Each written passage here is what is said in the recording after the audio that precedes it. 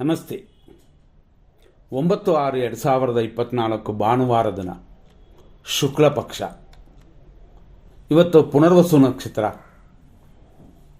ರಾತ್ರಿ 8:08:13 ಆ ನಂತರ ಪುಷ್ಯ ನಕ್ಷತ್ರ. ಇವತ್ತಿನ ತಿಥಿ ತೃತೀಯ. ತೃತೀಯ ಅನ್ನುವ ತಿಥಿ ಬೆಳಗ್ಗೆ 5:53 ಮಧ್ಯಾಹ್ನ 3:44:31 ಪುನರ್ವಸು ನಕ್ಷತ್ರ ಬೆಳಗ್ಗೆ 5:53 ರಾತ್ರಿ 8:20 ಪುನರ್ವಸು ನಕ್ಷತ್ರ ಇರುವವರೆಗೂ ಇವತ್ತು ಕಾರ್ಯಸಿದ್ಧಿಯು ಶುಭವೂ ಉಂಟು. ಆನಂತರ ಬರೋದು ಪುಷ್ಯಮಿ ನಕ್ಷತ್ರ.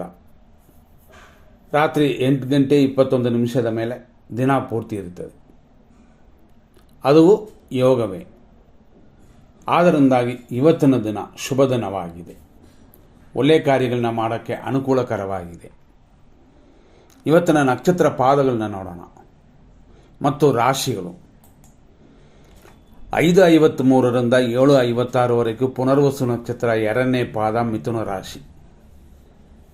7:56 ಬೆಳಗ್ಗೆಯಿಂದ ಮಧ್ಯಾಹ್ನ 2:07 ಪುನರ್ವಸು ನಕ್ಷತ್ರ 3ನೇ ಪಾದ ಮಿಥುನ ರಾಶಿ. ಮಧ್ಯಾಹ್ನ 2:07 ರಾತ್ರಿ 8:20 ಪುನರ್ವಸು ನಕ್ಷತ್ರ 4ನೇ ಪಾದ, ಆದರೆ ಕರ್ಕಾಟಕ ರಾಶಿ. ಹಂಗಾಗಿ ಬೆಳಗ್ಗೆ 5:53 ಮಧ್ಯಾಹ್ನ 2:07 ಪುನರ್ವಸು ನಕ್ಷತ್ರದ 3ನೇ ಪಾದವಿದೆ. ಆಮೇಲೆ ಕರ್ಕಾಟಕ ರಾಶಿ ಪ್ರಾರಂಭ. ಹಂಗಾಗಿ ಮಧ್ಯಾಹ್ನ 2:07 ಮೇಲೆ ಯಾವ ಮಕ್ಕಳು ಹುಟ್ಟಿದ್ರು ಕರ್ಕಾಟಕ ರಾಶಿ. ರಾತ್ರಿ 8:20 ಮೇಲೆ ನೈಟ್ ಅಂದರೆ ಲೇಟ್ ನೈಟ್ 2:36 ಪುಷ್ಯ ನಕ್ಷತ್ರದ 1ನೇ ಪಾದ. ಆನಂತರ ಫುಲ್ ದಿನ ಅಂದರೆ ನಾಳೆಯವರೆಗೂ ಪುಷ್ಯ ನಕ್ಷತ್ರವಿದೆ. ಇದು ಇವತ್ತು ರಾತ್ರಿಗೆ 2ನೇ ಪಾದ ಪ್ರಾರಂಭವಾಗುತ್ತೆ. ಈ ರೀತಿ ಇವತ್ತಿನ ದಿನವಿದೆ. ಇವತ್ತಿನ ಸೂರ್ಯೋದಯ 5:53, ಸೂರ್ಯ ಅಸ್ತಮನ ಸಂಜೆ 6:45. ಇದರಲ್ಲಿ ವಿಶೇಷವಾಗಿ ಇವತ್ತಿನ ದಿನ ಪ್ರಕಾರ ಶುಭ ತಿಥಿಯಾದ ತೃತೀಯ ಕೂಡಿ ಬಂದಿದೆ, ಪುನರ್ವಸು ನಕ್ಷತ್ರವು ಕೂಡಿ ಬಂದಿದೆ. ಆದ್ದರಿಂದಾಗಿ ಇದು ಶುಭ ದಿನ. ಇವತ್ತಿನ ಮಟ್ಟ ಮಧ್ಯಾಹ್ನ 12:19. ರಾಹುಕಾಲ ಸಂಜೆ 5:09 6:45. ಯಮಗಂಟಕಾಲ ಮಧ್ಯಾಹ್ನ 12:19 1:56.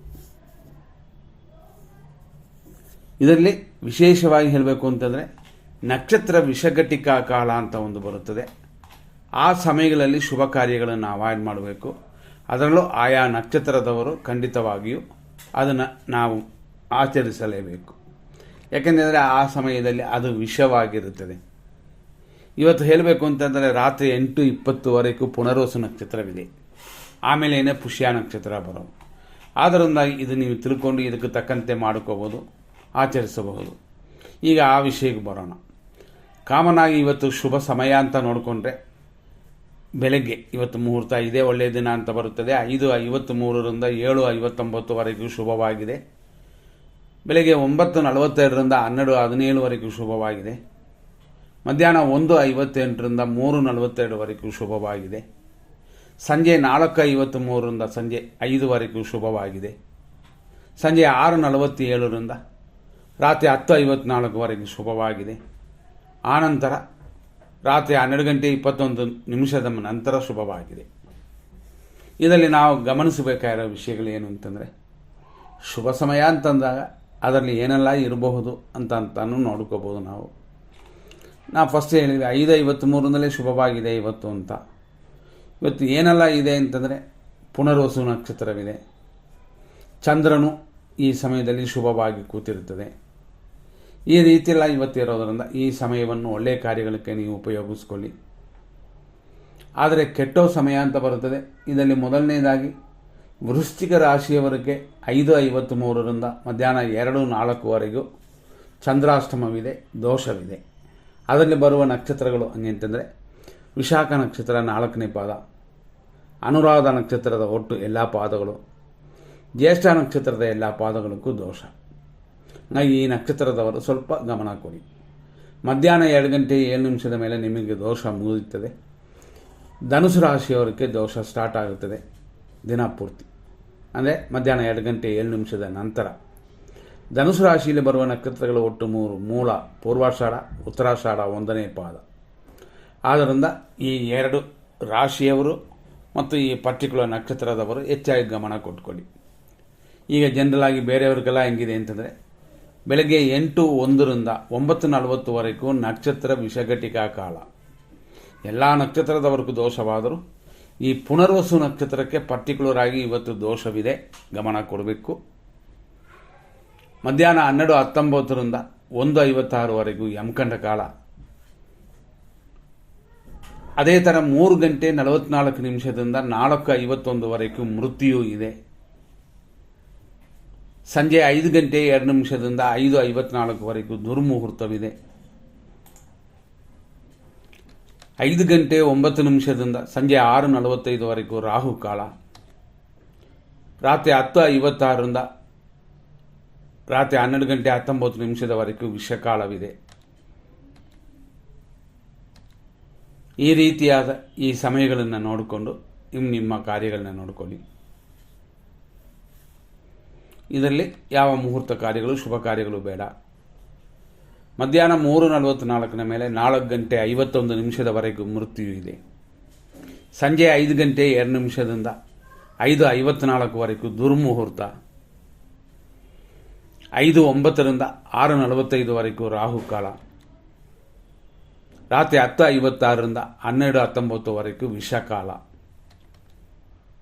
ಇದನ್ನು ತಿಳ್ಕೊಂಡು ನಿಮ್ಮ ಕಾರ್ಯಗಳನ್ನು ಮಾಡಬಹುದು. ಇವತ್ತು ಯಾವ ನಕ್ಷತ್ರಕ್ಕೆ ಅಧಿಕವಾದ ದೋಷವಿದೆ ಅಂತ ನೋಡ್ಕೊಳ್ಳೋಣ. ಅಂದರೆ ಇದನ್ನು ತಾರಾ ಮತ್ತು ಚಂದ್ರಬಲ ಅಂತಂತೀವಿ. ಇವತ್ತು ದಿನಪೂರ್ತಿ ಚೆನ್ನಾಗಿರುತ್ತದೆ, ಆದರೂ ಕೆಲವು ನಕ್ಷತ್ರದವರಿಗೆ ಅದು ದೋಷವಾಗಿರುತ್ತದೆ. ಅದನ್ನು ಆಚರಿಸೋದು ಖಂಡಿತ ಉಪಯೋಗ ಆಗುತ್ತೆ. ಇನ್ನು ಕೆಲವರು ಗುರು, ಸ್ವಾಮಿ, ದೊಡ್ಡವರ ಆಶೀರ್ವಾದ ಪಡ್ಕೊಂಡು ಕೆಲವು ಟೈಮಲ್ಲಿ ಮಾಡ್ತಾರೆ. ಅದು ನಿಮ್ಮ ಅನುಭವಕ್ಕೆ ಸೇರಿರೋದು. ಅಶ್ವಿನಿ ನಕ್ಷತ್ರ ಮೇಷರಾಶಿಯವರಿಗೆ ಇವತ್ತಿನ ದಿನ ಪ್ರಕಾರ ಬೆಳಗ್ಗೆಯಿಂದ ಮಧ್ಯಾಹ್ನ 2 ಗಂಟೆ 7 ನಿಮಿಷದವರೆಗೂ ಟೆನ್ಷನ್ ಇದೆ, ಆರು ಲಾಭಕ್ಕೂ ತೊಂದರೆ ಇಲ್ಲ. ಆದರೆ 2 ಗಂಟೆ 7 ನಿಮಿಷದ ಮೇಲೆ ಖಂಡಿತ ಎಲ್ಲ ರೀತಿಯಲ್ಲೂ ದೋಷವಿದೆ. ಆಮೇಲೆ ರಾತ್ರಿ 8:20 ಮೇಲೇ ಶುಭವಾಗಿರೋದು. ಭರಣಿ ನಕ್ಷತ್ರ ಮೇಷರಾಶಿಯವರಿಗೆ ಇವತ್ತು ಅನುಕೂಲವಿದೆ, ದ್ರವ್ಯ ಲಾಭವಿದೆ. ರಾತ್ರಿ 8:20ವರೆಗೂ ಆ ರೀತಿ ಇದೆ. ಕೃತಿಕಾ ನಕ್ಷತ್ರ ಮೇಷರಾಶಿಯವರಿಗೆ ಇವತ್ತು ಪ್ರತ್ಯೇಕ ತಾರೆ ಅನುಕೂಲಕರವಾಗಿಲ್ಲ. ಇದು ರಾತ್ರಿ 8:20ವರೆಗೂ ಹಾಗೇ ಇದೆ, ಆಮೇಲೇ ಚೆನ್ನಾಗಿರೋದು. ಕೃತಿಕಾ ನಕ್ಷತ್ರ ವೃಷಭ ರಾಶಿಯವರಿಗೆ ಇವತ್ತು ಪ್ರತ್ಯೇಕ ತಾರೆ, ಧನಹಾನಿ ಇದೆಲ್ಲ ಮಧ್ಯಾಹ್ನದವರೆಗೆ ಇದೆ. ಆಮೇಲೆ ಸ್ವಲ್ಪ ಪರವಾಗಿಲ್ಲ ಅಷ್ಟೇ, ಆದರೆ ಖಂಡಿತವಾಗಿ ಶುಭವಾಗಿಲ್ಲ. ರಾತ್ರಿಯ ನಂತರ 8:20ನ ನಂತರ ಅನುಕೂಲವಿದೆ, ಲಾಭವೂ ಇದೆ. ರೋಹಿಣಿ ನಕ್ಷತ್ರ ವೃಷಭ ರಾಶಿ, ಕ್ಷೇಮವು ಧನಹಾನಿಯೂ ಉಂಟು. ಅದೇ ಸಮಯದಲ್ಲಿ ಇದು ಮಧ್ಯಾಹ್ನ 2 ಗಂಟೆ 7 ನಿಮಿಷದವರೆಗೂ. ಆ ನಂತರ ಖಂಡಿತ ಲಾಭವಿದೆ, ಕ್ಷೇಮವೂ ಇದೆ. ಮೃಗಶೀರ್ಷ ನಕ್ಷತ್ರ ವೃಷಭ ರಾಶಿ, ವಿಪತ್ತು ಉಂಟು, ಧನಹಾನಿ ಇದೆ. ಆದ್ದರಿಂದ ಇವತ್ತಿನ ದಿನ ಉತ್ತಮವಲ್ಲ. ಮಧ್ಯಾಹ್ನದವರೆಗೂ ಆಸ್ಪತ್ರೆ ಖರ್ಚುಗಳಿದೆ. ಮಧ್ಯಾಹ್ನ ಮೇಲೇನೂ ಹಾಗೇ ಇದೆ, ಆದರೂ ಸ್ವಲ್ಪ ದುಡ್ಡು ಕಾಸಿನ ಅನುಕೂಲ ಬರುತ್ತದೆ. ಮೃಗಶೀರ್ಷ ನಕ್ಷತ್ರ ಮಿಥುನ ರಾಶಿ, ವಿಪತ್ತು ಉಂಟು, ಆದರೂ ಶರೀರ ಸುಖ ಉಂಟು. ಇದು 2 ಗಂಟೆ 7 ನಿಮಿಷದವರೆಗೂ. ಆ ನಂತರ ಖಂಡಿತವಾಗಿ ದುಡ್ಡು ಕಾಸು ಖರ್ಚಿನ ಜೊತೆ ಏಟು ಗಾಯಗಳು, ನೋವುಗಳು, ಮೈಕೈಯಲ್ಲಿ ಆರೋಗ್ಯದ ತೊಂದರೆಗಳಿದೆ. ಆರುದ್ರ ನಕ್ಷತ್ರ ಮಿಥುನ ರಾಶಿ, ಸಂಪತ್, ಶರೀರ ಸುಖ ಎಲ್ಲವೂ ಕೂಡಿ ಬಂದಿರುವ ದಿನವಿದು. ಮಧ್ಯಾಹ್ನದವರೆಗೂ ಚೆನ್ನಾಗಿದೆ. ಮಧ್ಯಾಹ್ನದ ಮೇಲೆ ಧನಹಾನಿಗೆ ಚಾನ್ಸ್ ಇದೆ. ಹಣಕಾಸು ವ್ಯವಹಾರಗಳಲ್ಲಿ ಹೆಚ್ಚಿನ ಗಮನ ಕೊಟ್ಟುಬಿಡಿ. ಪುನರ್ವಸು ನಕ್ಷತ್ರ ಮಿಥುನ ರಾಶಿಯವರಿಗೆ ಜನ್ಮತಾರೆ ಇದೆ. ದೇವರಲ್ಲಿ ಪೂಜೆ ಮಾಡಿಕೊಳ್ಳಿ, ನಕ್ಷತ್ರ ಹೇಳಿ ಪೂಜೆ ಮಾಡಿಕೊಳ್ಳಿ. ಶರೀರ ಸುಖ ಉಂಟು. ಇದೆಲ್ಲ 2 ಗಂಟೆ 7 ನಿಮಿಷದವರೆಗೂ. ಆಮೇಲೆ ಸ್ವಲ್ಪ ಯೋಚನೆ ಮಾಡಬೇಕು. ಯಾರಿಗಾರು ಸಹಾಯ ಮಾಡಿ, ನಿಮ್ಮ ಕೈಲಿ ಆಗುವಂಥದ್ದನ್ನು ಮಾತ್ರ ಮಾಡಿ ಸಾಕು. ಈ ರೀತಿ ತಿಳ್ಕೊಂಡೆ ಮಾಡಿದ್ರೆ ತೊಂದರೆಗಳಿಲ್ಲ. ಪುನರ್ವಸು ನಕ್ಷತ್ರ ಕರ್ಕಾಟಕ ರಾಶಿ, ಜನ್ಮತಾರೆ ಇದೆ, ಧನ ವ್ಯಯವಿದೆ.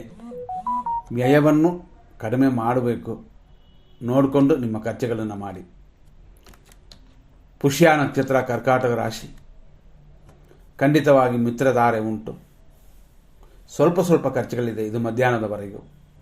ಆಮೇಲೇನೂ ಕೂಡ ಇದೇ ರೀತಿಯಲ್ಲೇ ಇರೋದರಿಂದ ಇವತ್ತಿನ ದಿನ ಅಷ್ಟೊಂದು ದೋಷಗಳೇ ಇಲ್ಲ.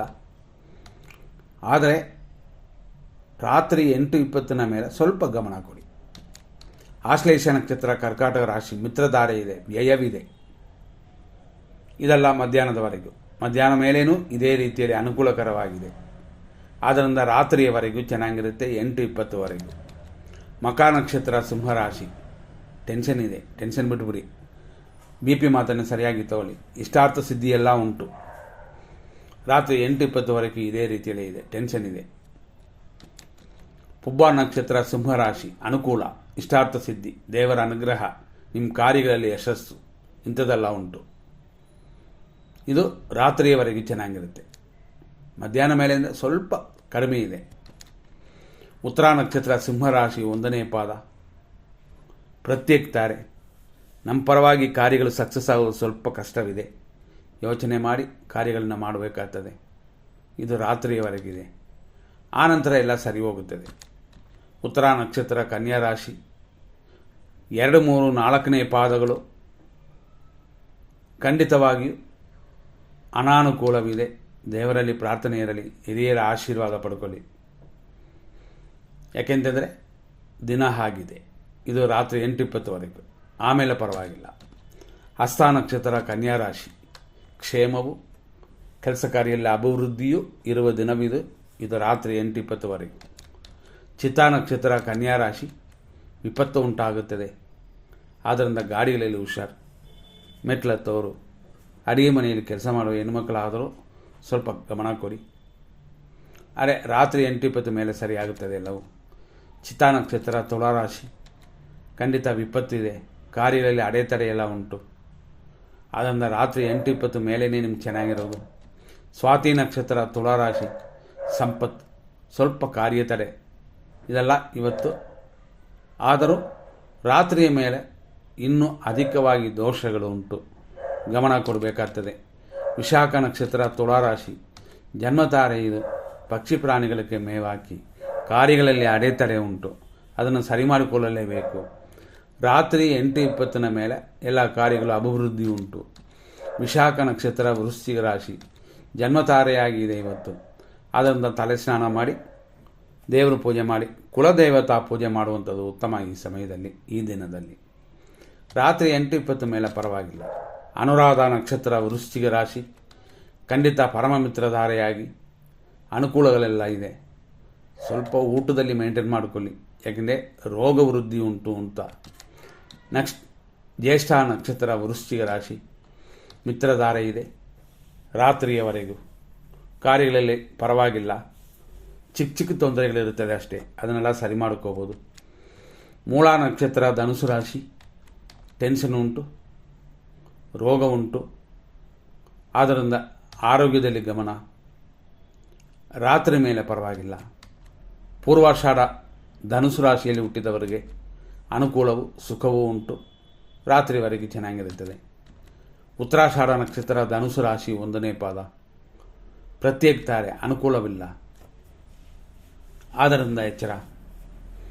ಬಂಡವಾಳ ಹಾಕಬೇಕು ಅಂತಂದರೆ ನಿಮ್ಮ ಮನೆಯಲ್ಲಿರುವ ಬೇರೆಯವರು ನಕ್ಷತ್ರ ಪ್ರಕಾರ, ನಾವು ಎಲ್ಲ ನಕ್ಷತ್ರಕ್ಕೂ ಕೊಟ್ಟಿರ್ತೀವಿ, ನೋಡಿಕೊಂಡು ಅವರ ಹೆಸರಲ್ಲಿ ಮಾಡುವಂಥದ್ದು ಪರವಾಗಿಲ್ಲ ಅಂತ ಅನಿಸುತ್ತೆ.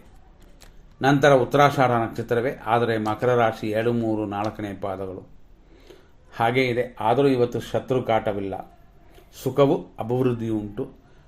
ಆದರೆ ಪ್ರತ್ಯೇಕ ತಾರೆ, ನೂತನ ಕಾರ್ಯಗಳನ್ನ ಮಾಡೋಕ್ಕೂ ಮುಂಚೆ ಯೋಚನೆ ಮಾಡಿಕೊಳ್ಳಿ. ರಾತ್ರಿ 8:20 ಮೇಲೆ ಶುಭಕರವಾಗಿದೆ. ಶ್ರವಣ ನಕ್ಷತ್ರ ಮಕರ ರಾಶಿ, ಕ್ಷೇಮವು, ಶತ್ರುನಾಶವೂ ಉಂಟು. ಆದ್ದರಿಂದ ಶುಭದಿನವಾಗಿದೆ ಇವತ್ತು ರಾತ್ರಿಯವರೆಗೂ. ರಾತ್ರಿ 8:20 ಮೇಲೆ ಅನುಕೂಲಕರವಾಗಿ ಇಲ್ಲ, ನೋಡ್ಕೊಳ್ಳಿ. ಧನಿಷ್ಠ ನಕ್ಷತ್ರ ಮಕರ ರಾಶಿ, ವಿಪತ್ತಿದೆ ಇವತ್ತು ಮಧ್ಯಾಹ್ನದವರೆಗೂ.